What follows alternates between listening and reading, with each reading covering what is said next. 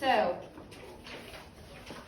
we're going to write I if the term or the phrase goes with, what do you think? What do you think the I stands for? Izzy? Indian. Nope. Tia? Oh. I can't remember. Alex? Iroquois. Everyone say Iroquois. Iroquois. Everyone say Iroquois. Iroquois. Awesome, awesome. And we're going to put C for what Indian group? Who? Cherokee. Very good. Thank you for those hands raised. Let's make sure we're doing that.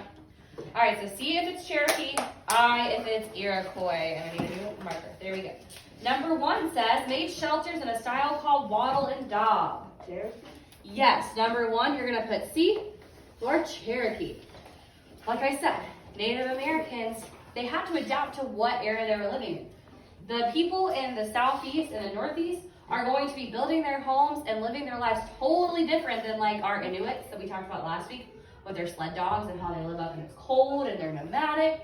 And we have people that are living out in the Southwest and they're building their teepees differently. So all of our Native American groups are adapting and they're doing things differently because do we here in Florida live the same way that people out in Colorado do?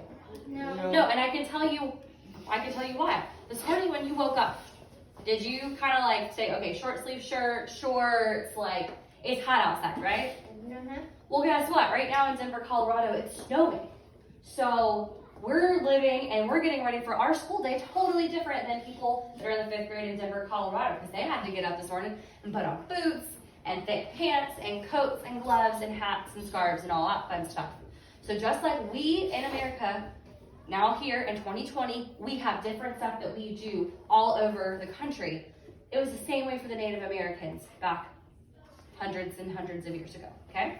So let's look at number 2. They lived in the northeast region of the United States. Iroquois? Yes, the Iroquois lived in the northeast region. So even the Iroquois and the Cherokee, while they may have had a lot of similarities, they still live differently because the northeast region has a different climate and different flora and fauna and all sorts of different things that are happening than we have here in the southeast. So yes, the Iroquois lived in the northeast region. Number 3, they had a great council that made decisions for all people. Layla? Yes, very good. The Iroquois people had their great council. Remember, the Iroquois nation was divided up into 5 separate nations. Each of those nations had their own little mini council. They all had the great council. Yes, ma'am. You forgot to write. I put number 2 instead of, I told you guys I made mistakes. And I have cough medicine in my head right now, so I'm a little dizzy today. All right, number 4. Please correct me if I make a mistake, because I have a headache. So it happens whenever you go and have a wonderful weekend and then you come home with a cold. It's not fun. So number 4, they lived mainly in what is now the Carolinas, Georgia, and Tennessee. Oh, Layla. The Cherokee. Guys, remember, your book is a resource.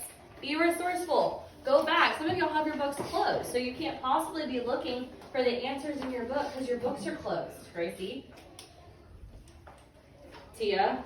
Shia. Oh, Shia got hers open. Okay, you can't take the answers out of your book if your book is closed, okay? Number 4 is Cherokee. They lived in the Appalachian Basin. Number 5, made shelters with a framework of wooden poles covered with sheets of bark.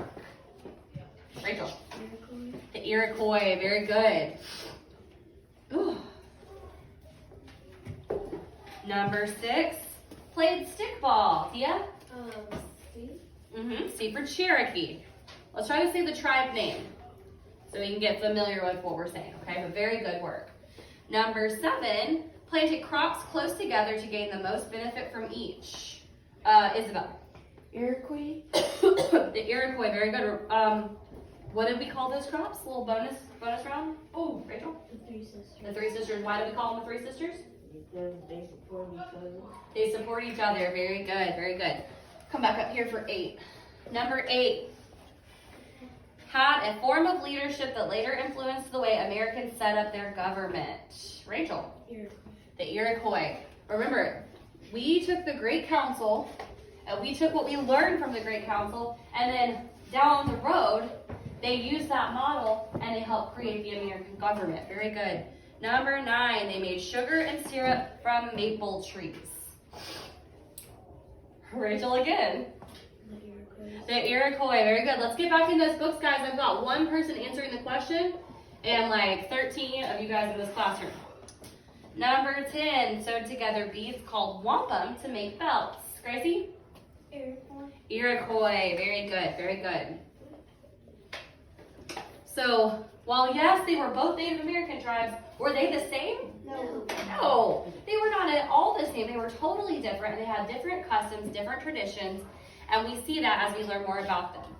All right, so again, for 11 through 14, I want you guys answering these in complete sentences, like we did on the front page. Number 11 says, how are the northeastern woodland Indians divided into groups? All right, so you say they're divided into 2 groups by what? Rachel? Different languages. Different languages. And I want you, hint, on number 11, I want you to tell me the types of languages. I want you to go back in the book, and I want you to find what those 2 languages are. It's on page 16. I'm basically giving you the answers at this point, okay? Number 12, describe what the Iroquois wore. In your book, it describes what they wore. I told you guys that was going to come up too. When we were doing the reading, I said, oh, some questions that they might ask you on the worksheet would be, what do they wear? And we just read about that, so you guys should know. Number 13, explain how Cherokee blowguns were used. Hold on one second, I'm in the middle of giving some instructions here. You go find that in the book. A little hint for you while you're looking for answers. You notice, I'm going to borrow Izzy's book real fast. You notice here at the top of pages and at the top of different sections, we have headings.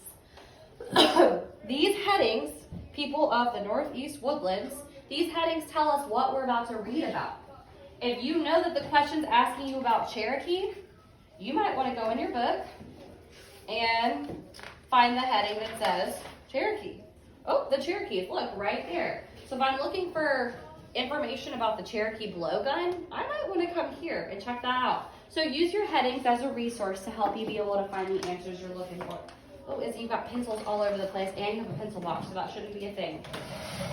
So that's what I'm looking for Cherokee blowguns. Number 14, explain how the 3 sisters were planted and why.